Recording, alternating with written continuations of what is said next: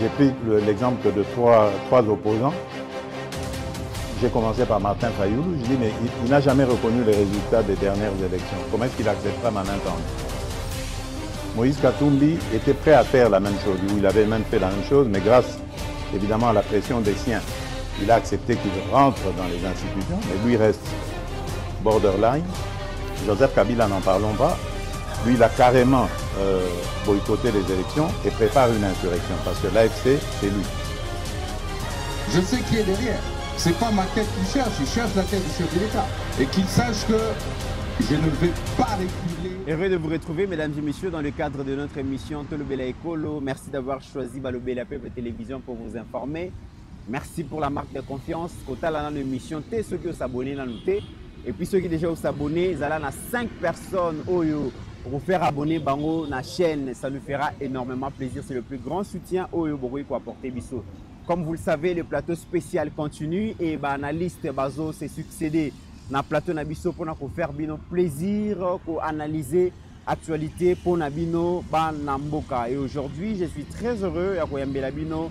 On a vu que c'est sa première fois de passer dans Balobela Peuple Télévision parce qu'Azali Molobela Peuple, mais ça ne sera pas la dernière fois. Il y a comme on a Nani, comme on a Eli Beni, Azali Bongo, communicateur et Union Sacrée, mais aussi dans président et parti politique Action pour un Congo uni. Et aujourd'hui, tous en Essengo Yakoyo Kaye, tu as que à ça la plaisir en actualité.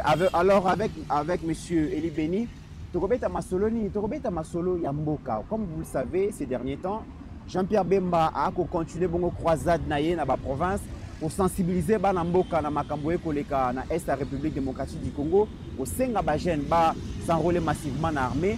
Mais Jean-Pierre Bemba ne désarme pas face à Joseph Kabila. Bemba charge Joseph Kabila et la justice a voulu savoir plus na ba cadre à PPRD à Benisaki bango na auditorat militaire to suki nango wapi mesdames et messieurs de Robeta Lisolo. Le président Félix a négocié un mouvement terroriste M23, mais tout n'est pas parce que Mokonzambo Kazalaki Nangola, le bitoyo qui m'a kelé le wana ke Luanda Mikona Mikolekoya a fungola bongo ligne pour que M23 na Kinshasa va négocier directement.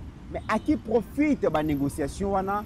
Pour le chef de l'État Zoboya ko négocier, Tokobeta Lisolo, et face à la pression internationale, nationale, même dans 4 partis politiques, est-ce que le président Félix a possédé Tokobeta Lisolo? Initiative ya Basango, bango peut ba ko lembate malgré la critique. Mais pourquoi Basango baza beaucoup plus critiqué la proposition na bango ya pacte de paix? Autant de questions oyo mwana mboka Eli Beni a répondre à Bisso. Merci na réalisateur na Bisso AG Kiala na yebike musale ko sele makitoko. Molobeli ya peuple ndeko Eli Beni na yambio. Merci beaucoup Mitterrand Naya. Merci pour l'invitation. Oui. Je crois que Zambala Yambo Toya Awa na Balobeli ya peuple télévision où ils a grande messe où Yambara Banganga communication. Voilà.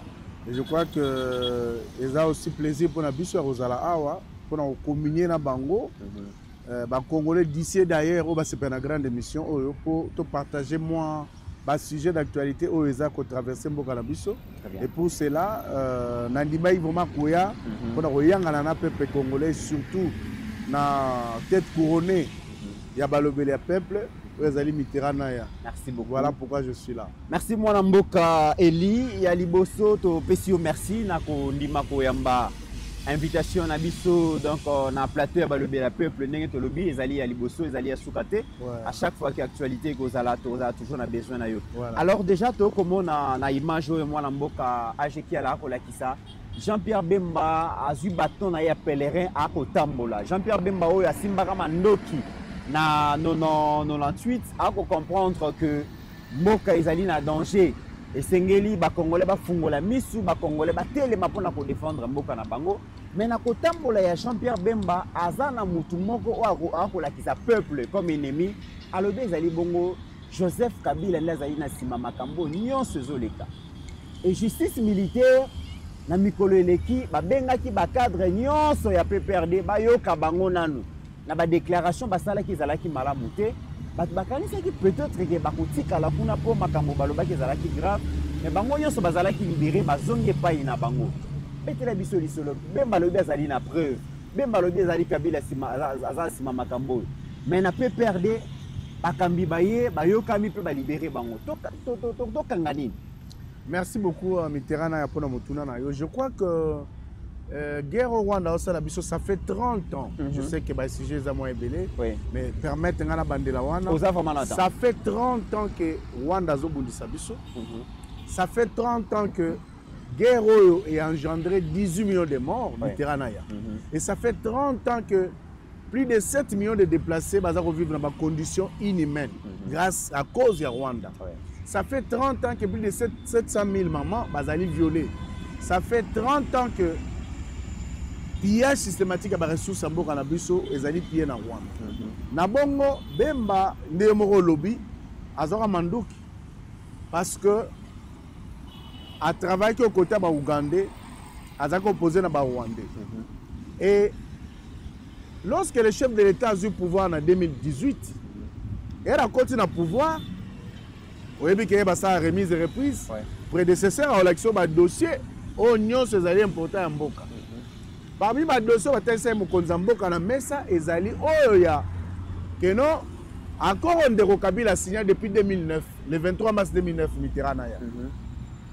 Encore on a signé avec le CNDP, na Katouana de Kabila andimaki que 43% à poste à commandement militaire, rien que pour la province à Nord Kivu, ils ont accordé dans celle communauté Tutsi, c'est-à-dire M23. Ouais, CNDP, parce que CNDP égale M23, égale RCD Goma, égale AFC, et puis RDF, tout ce que vous voulez. Et 39%, il y a un poste à commandement, ils ont accordé dans la même communauté Tutsi, mais dans la province à Sud Kivu. Na bongo, ba Rwandais ba la représentatif na ba institution nyonso mboka. Na parlement bazali, na gouvernement bazali, na présidence de la République bazali, dans les cours et tribunaux bazali et même na baron na biso ba Rwandais bazali parce que Kabila andimaki ezala bongo. Kabila andimaki lisusu que ba régie financière nyonso dans sous contrôle ya ba Rwandais. De comité na ya. Ça c'est grave ça. Kabila na korwana andimaki que va poursuivre le FARDC mais va accorder amnistie générale na ba terroristes rwandais. Je crois que le peuple azol ndanga très bien même yo mutu otu na mituna ozo comprendre gravité de ça parce que nazo mituna wana Kabila zali na service ba congolais et ya bapaya. Alors batandi et puis na bongo depuis 1996 na koro ya Lemera ouais succédaki encore à CNDP na encore il y a 23 mars 2013 et Botaki M23 parce que d'accord il y a M23 Kabila a accepté d'achever tous les points convenus encore en 2009 et c'est pourquoi au moment que pour nous distraire le peuple balobaki que en 2013 M23 est koufaki parce que M23 va tailler comme étant mouvement devenu mouvement politique tous en ministre à M23 tous en généraux tous en niveau na instance c'est-à-dire na institution sur bazali mais boni na 2023 et 2022 M23 0 sala et ça qu'on refaire surface et zonga na ba revendication pour komona Tshisekedi oka balbaki ono baye basali na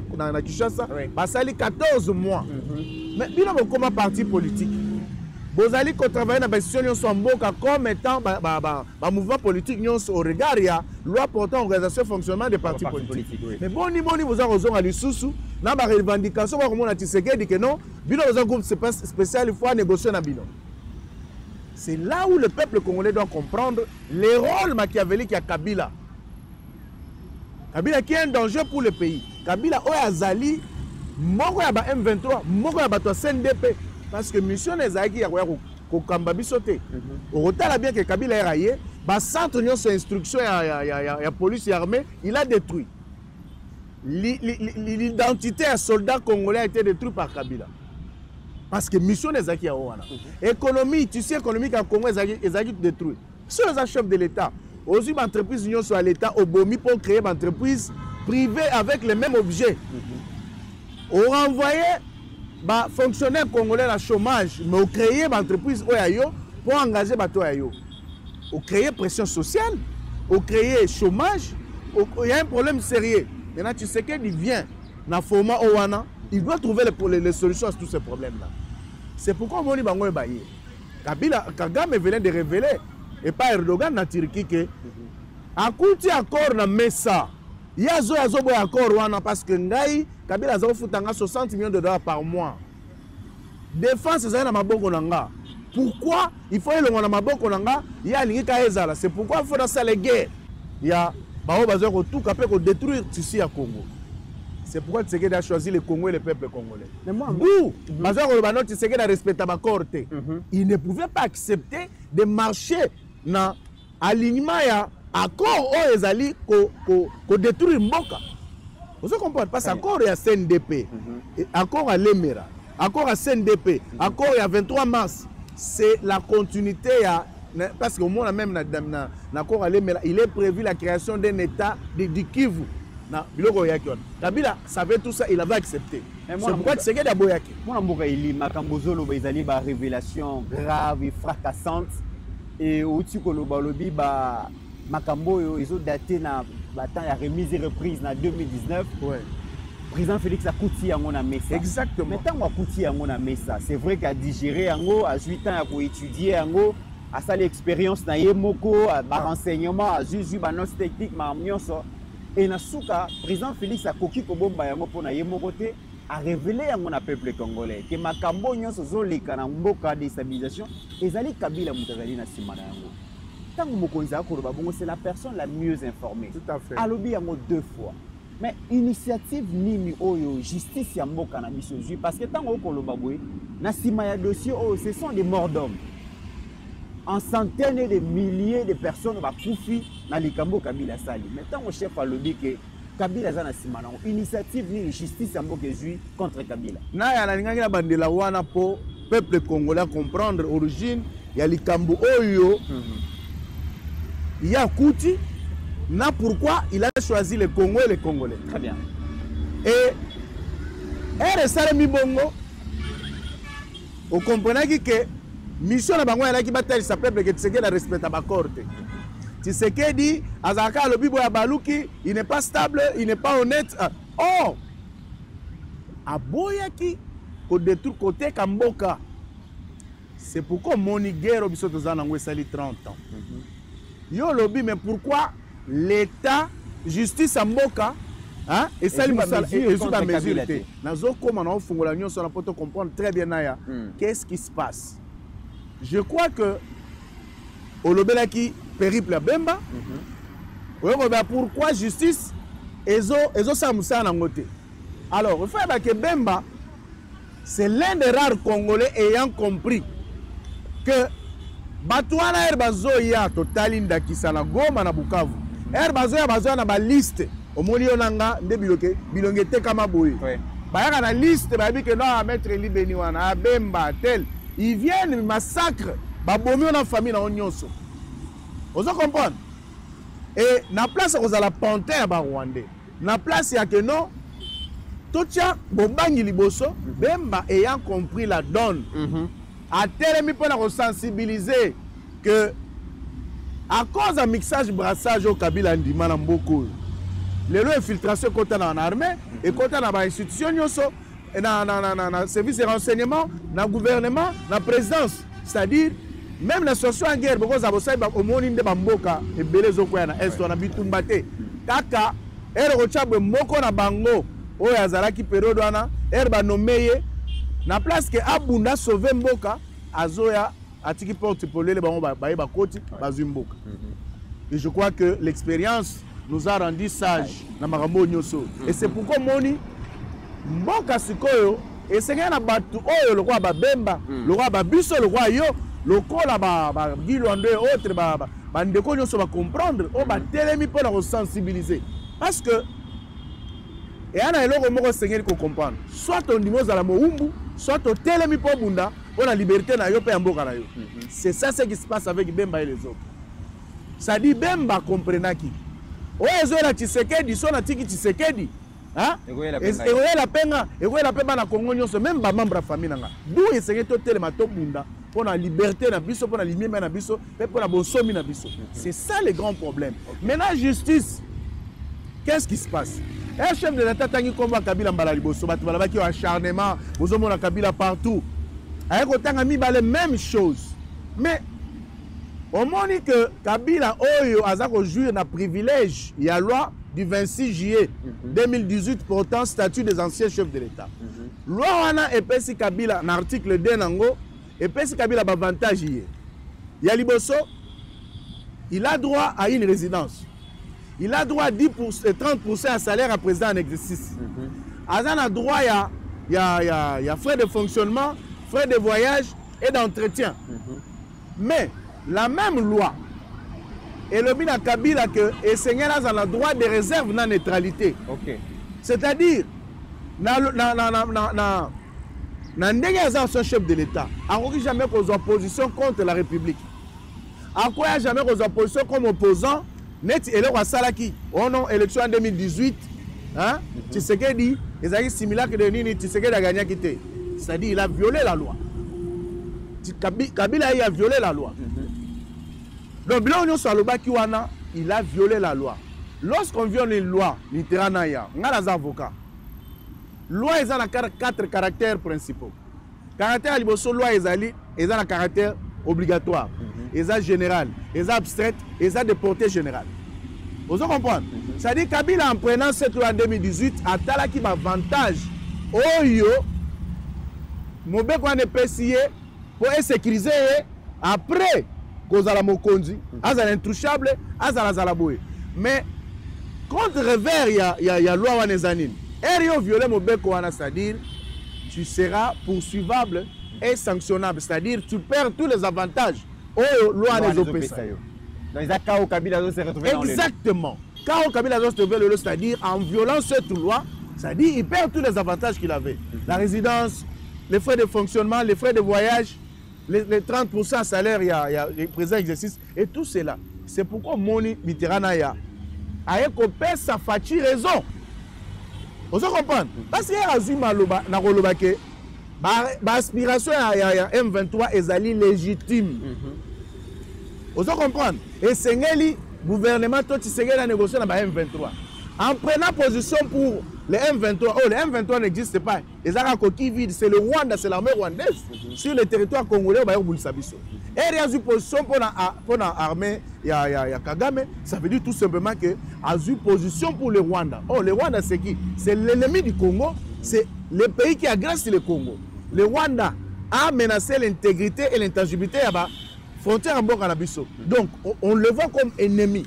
Parce que le Rwanda tue chez nous, le Rwanda viole chez nous, le Rwanda pille systématiquement les ressources. D'où, Kabila en prenant cela, a écopé sa facture raison. Maintenant, pour répondre à mon tour, il y a justice na place Ezali Moussa Lango Nin. Pourquoi jusqu'à ce jour, justice et agilité? C'est comme ça qu'il faut réagir. Et à partir de Loba, en tant que l'homme le plus informé du Congo, il y a un acharnement. Il y a Kabila partout. Il y a contre Kabila. Il y a gérer et tout ça. Mais lorsque les preuves sont réunies et que Mouklimumbe moni rôle, il y a Kabila. Parce que deuxième sortie manquait naïe. Hein? Oh, Asalata, remort ata mukete na lilobata ya marote pour na Congolais bazokufa na est. On a bana oya ba 2 mois o ba moni ba boti kokufa batikali ba orphelin. Bana ba 6 mois, une année 2 ans. Ba kufi ba bomi tous les 2 par mois na tikali 100 protecteurs, 100 membres de famille. Voilà wana nyoso Kabila mona kete. C'est pourquoi on dit que la justice de notre pays, parce que Kabila a violé, hein? Et c'est maintenant qu'un dossier soit constitué en bonne et due forme.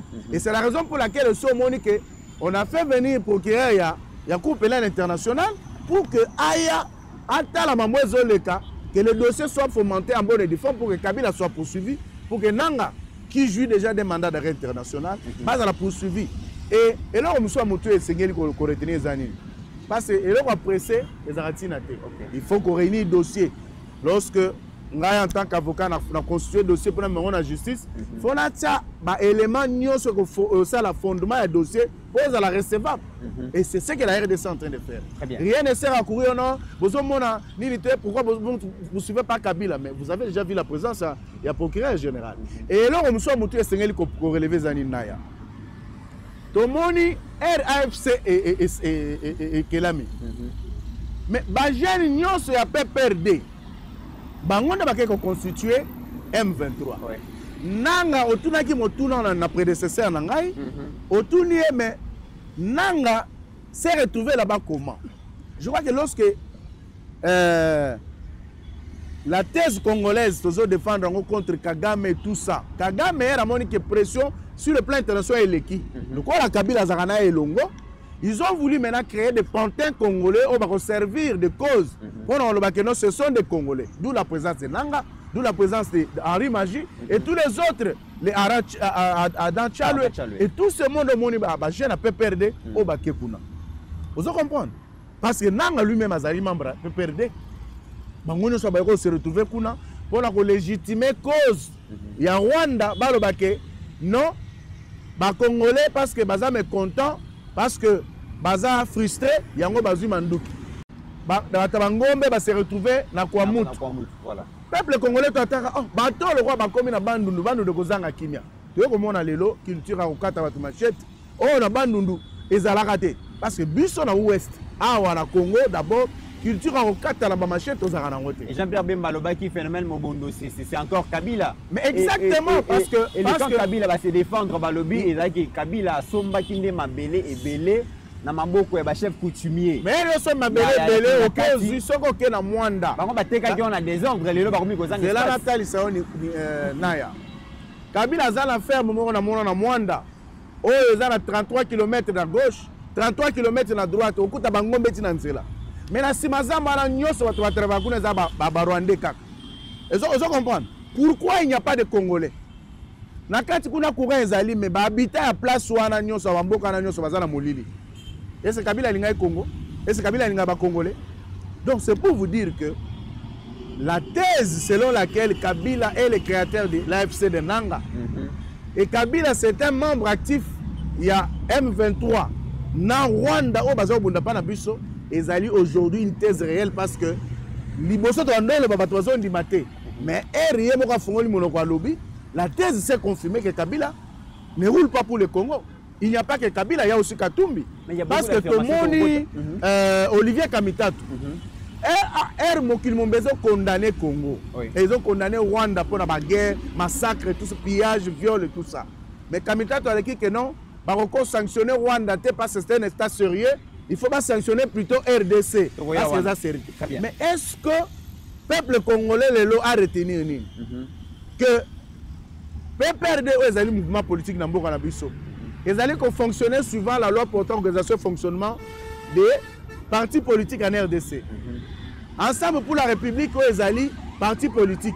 Et quand tu prends fait cause pour un adversaire, ton ennemi en Bokanabiso, vous allez pour le Congo ou bien contre le Congo. D'où la question. C'est pourquoi nous disons que l'article 6, il y a loi portant l'article 6, les articles 6 et 29, il y a loi portant organisation et fonctionnement des partis politiques a été violé. C'est pourquoi Moni Babeng Seba Chadari, après avoir quand bien même affaire les injustices, je me réserve il y a les droits à se prononcer pour le moment. Mais librement. Non, librement. Et puis va crier victoire d'ailleurs. Non, il ne peut pas chanter victoire parce que dossier dans la justice, lorsqu'on est en train de parce que que zonga mais on comme à la frontière alors là c'est le débit il y a problème. Vous comprenez? Très bien. Alors il ne peut pas chanter victoire du moment où on leur dit vous ne pouvez pas sortir du pays. Beaucoup comme à la frontière. Maître Elibini, toujours continuer. Je rappelle que vous allez inviter Nabiso Oyalelo au festival jeunesse ya Makambo Oyo toujours vivre en Congo Lelo. Et il s'est fait qu'aujourd'hui Corneille Nanga Wazaraki Bongo président il y a une institution d'appui à la démocratie. C'est ni la frustration, le mécontentement à Simbi Mandoki. Et malheureusement, touti bunagana, totamboli, batamboli, ti, baleo bazui Goma, bazui Bukavu, et tout comment on a comment est-ce que Makambo, ezo kende, na passage na bango, ba Congolais ba aussi là. Aujourd'hui, pour résoudre le problème, nous avons une option misat où il s'est présenté devant Bisso. Il y a l'Ibosso, option diplomatique, comme on a eu malgré que les sanctions ma casse mais déjà la tendance est à renverser en faveur de la République démocratique du Congo. Option à mi-balais alliés militaires. Mais comme on appelle que dans le terrain vraiment trahison zamingi, moyen armé na biso et avancé ndenge to bande ko souhaiter zalité. Il y a mis ça tous les alliés aussi ça bitumba na voix ya diamaloba ya dialogue. Kasiwana moi problème les alliés. Et le président de la République lobi lo mbango atendaki na Angola kokuta na homologue na ye Laurencio Basololi. Alobi na mikole koya ceux qui nyonso l'équipe vraiment malamu délégation M23 na Kinshasa ba kokuta na kuna dialogue direct. Mais tu dis que mon konzambo kalobaki zaki bongo ligne rouge à koyi ko franchir.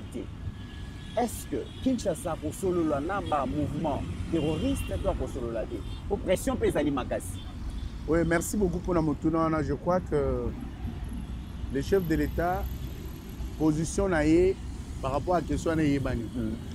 C'est vrai que peut-être au Yébité, un jour avant, quelques jours avant, Bayamba qui va politicien en robe, il va aller traître la République. Oh, oui, parce qu'on va aller traître la République. Traître la République. Parce que ce Rolanda qui, l'évêque général, quand il est à Monambo, a dit clairement que Monseigneur Cholé a dit clairement que démarche na bango ezali pour favoriser le président ou après Félix. C'est-à-dire démarche na bango ezali pour solliciter que l'isanga ya dialogue au Salema ezala pour na départ ya Félix Tshisekedi. Vous comprenez? Et puis c'est que beaucoup de gens ne savent pas. Je ne pas répliquer qui a le bail quand 15 années à comprendre qui était pas. Non, c'est un démon. Cholé c'est un démon. Naya Cholé aza démon. Équipe wana bango nyonso ba démon. Parce que et là le Seigneur ko ebeni. Maître libeli. Pour évoluer mais la ligne na no. Voilà. Pour na nini basango na ba pasteur ba ko inspirer bino confiance té. Ba inspirer confiance té pour na nini. Balobaka, lorsque les prémices sont mauvaises, la conclusion aussi sera mauvaise. Au moment où il y a une période d'élection, il y a une élection le 23 décembre 2023 ici, total il position à Bassango. Tu as vu que non, il y a une église au milieu du village. Parce que na kati na lisanga la lingomba, bi kolonyo sur alaka. Neutralité zalaka. Yo mo kambi ko ya jamais ko prêcher. Hein? Peuple congolais, action politique. Vous comprenez? Mais tout le monde qui cardinal Mbongo, comme ma Katumbi, à la qui sait que non, candidat à Bissoye. Tout le monde a prêché tribalisme, séparation, division. Vous comprenez? Tout le monde a même cause à la base même il y a tricherie dans la élection parce que il y a un de mes collaborateurs à cabinet Azara qui recrutait dans Batouana, Bazali logé quelque part bureau dans la élection. Bazana matériel mon balba qui américain ba pesa bango na rayon à 150 mètres centre de vote nyo Sezalaki Bazaki na moyen ko manipuler ba élection na à partir ya nini ko na ko tchaba ba candidat ya bango. Et il semble même selon le dire il y a moi na que na ba élection salemi bango bazana 150 candidats ya bango. C'est que je ne confirme pas, je dis il semblerait parce qu'ils ont été internés. Ba pesa bango nyoso bazana ngo besoin. O melaka shisha bacho à l'aise ba opeso shisha. Ayaki nango kuta la kisinga ba shisha o batambola nango wana ya kotambola. So melaka bière ozo mela.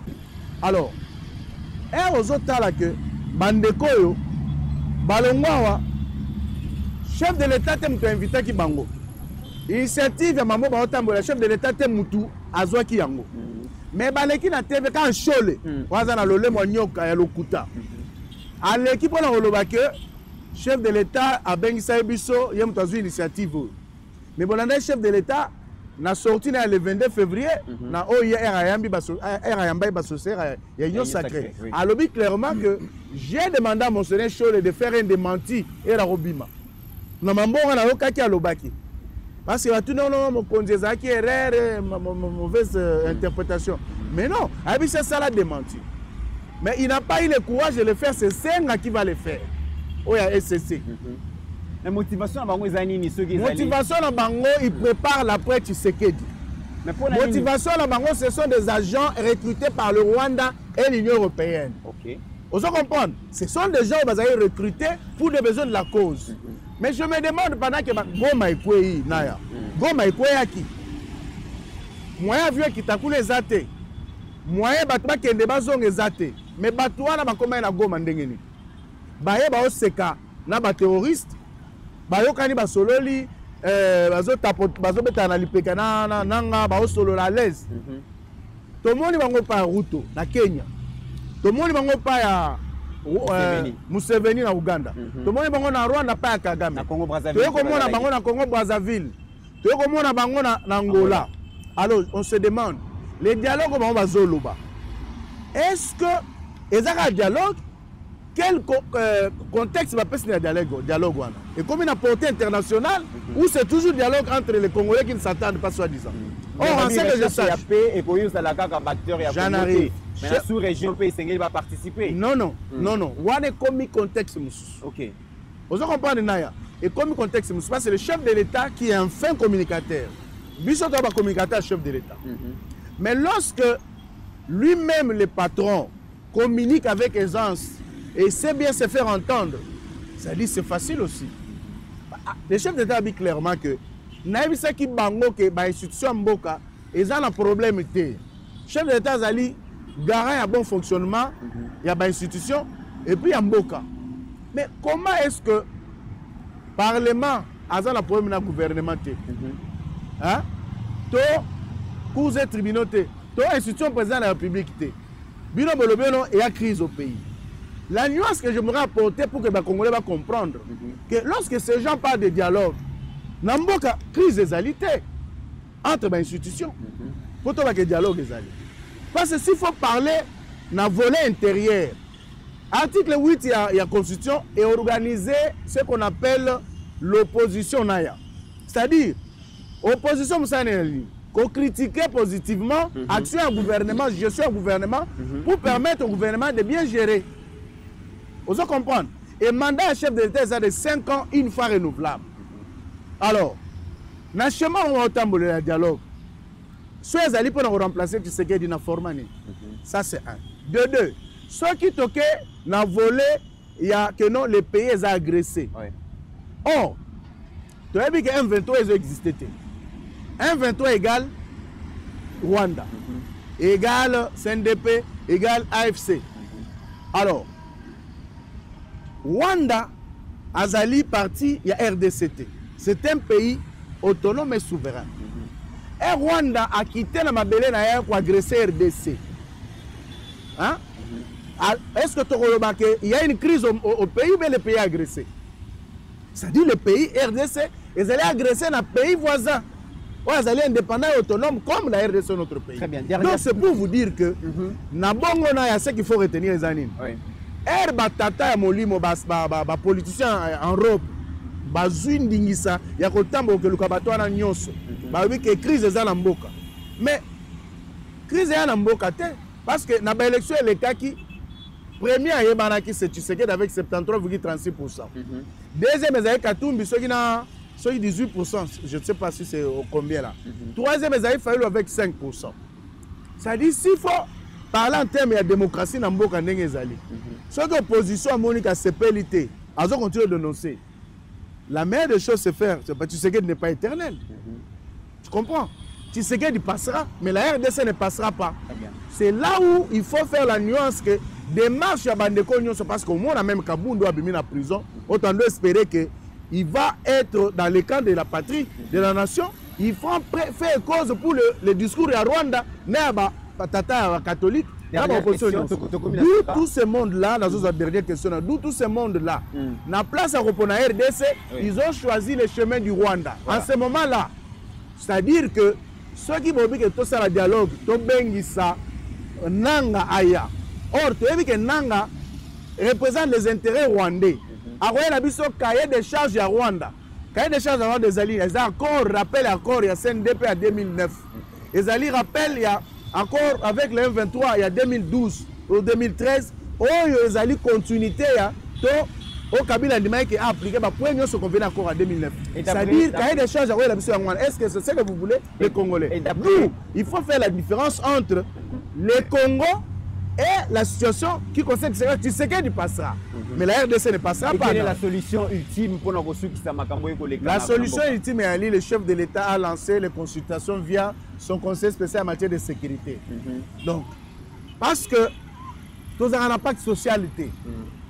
La meilleure façon pour nous en tant que politique, en tant que Congolais, pour barrer la route,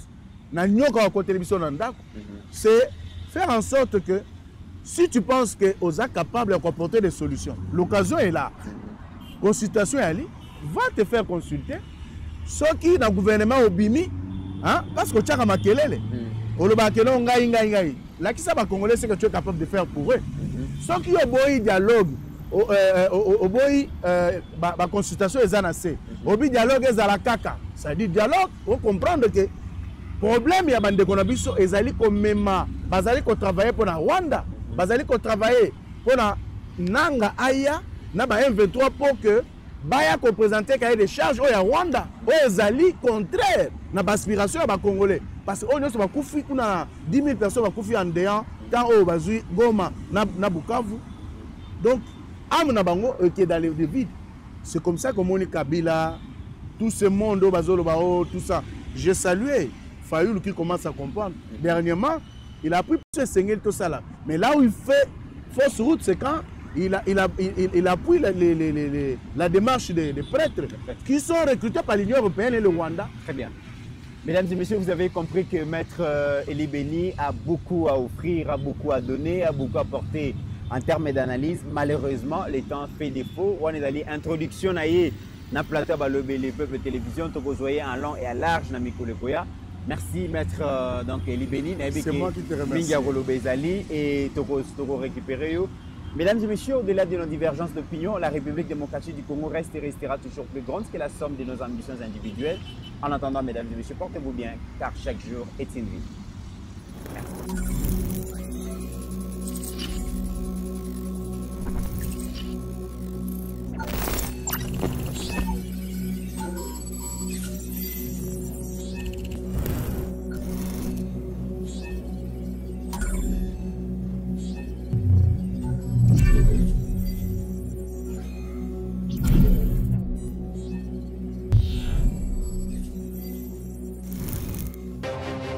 J'ai pris l'exemple de trois opposants. J'ai commencé par Martin Fayoulou. Je dis, mais il n'a jamais reconnu les résultats des dernières élections. Comment est-ce qu'il acceptera ma main tendue? Moïse Katumbi était prêt à faire la même chose. Il avait même fait la même chose, mais grâce évidemment à la pression des siens, il a accepté qu'il rentre dans les institutions, mais lui reste borderline. Joseph Kabila, n'en parlons pas. Lui, il a carrément boycotté les élections.